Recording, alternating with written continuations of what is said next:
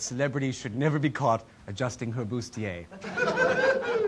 The entire crew in the sound booth will be taken to the gas chamber. No, I'm sorry. I'm sorry. Gas like this cannot go on network television. I'm afraid they must be put to death. You enjoyed it.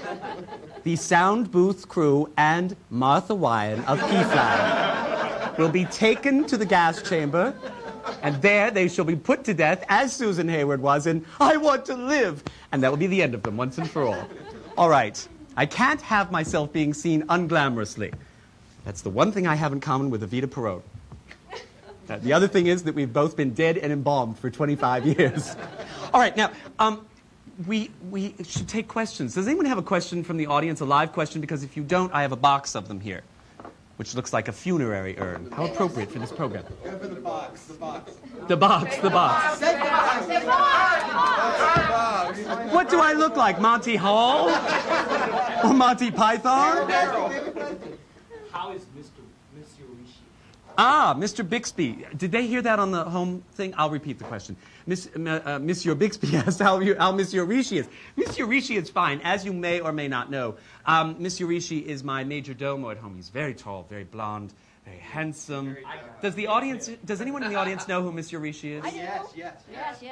It doesn't help the audience if you'll go, let's clap. How many, now we'll cut that out of the tape. How many of the home audience knows who Monsieur Rishi is?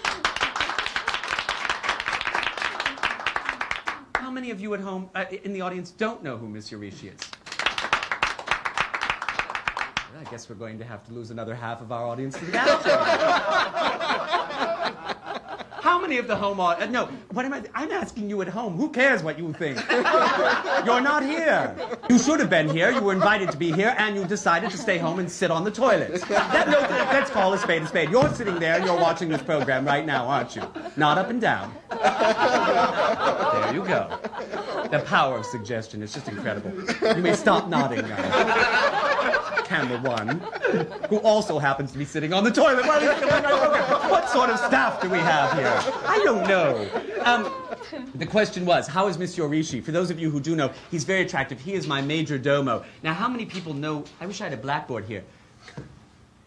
Bizarre skyline behind me.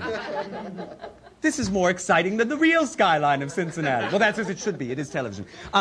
He is my major domo, which is spelled M-A-J-O-R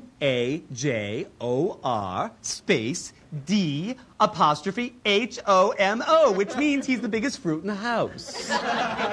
Major domo. French is our friend. You see, it explains. Why do people think French is difficult? I don't know. It explains itself. We're going to do a French lesson here in just a minute with some objets we have. Oh, you see, it slips in even when we're not expecting it. Objet. There you go. Oh, well, Monsieur Rishi, to answer your question.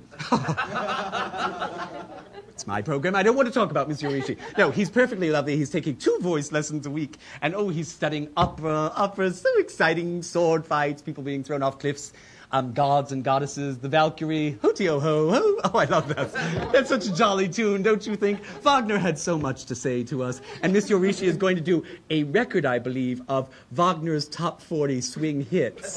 And it's going to be all sorts of, Tristan and Isolde sing, I've heard that song before with the horns on their head, all sorts of great things. And Benny Goodman's going to play. Oh, it's wonderful. He could do Pinkerton and you could do Madame Butterfly. He could do Pinkerton and I could do Madame Butterfly.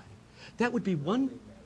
Yes, but I always believe in cinema veritas. I always believe in being absolutely thorough and real in an opera, and that would mean I'd only give one performance of Madame Butterfly. Yes. Where's our prop here? Oh, yes, here it is. Don't follow me, darling. Yes, I'd have to go, and that awful tune she sings, and then thrust in with the duck letter opener. But it's made in Japan, so it would be appropriate, wouldn't it? All right. The Japanese are such delightful people. Very short, though. I don't know why. I guess that means good things come in small packages. They're so creative. This probably has a television set in it somewhere, or a satellite or something. We have to be very careful with things they make now. After the war, they were very tame. They made innocent things, little Japanese lanterns, things we could throw away in 5 minutes. Now they make things that are very deadly. I could press the wrong button. This could go right into Mr. Newman's face. Or Mr. Freeman, or... Anyway, so... where are we on time right now? Mr. Bailey's dozed off. I guess the program ran over.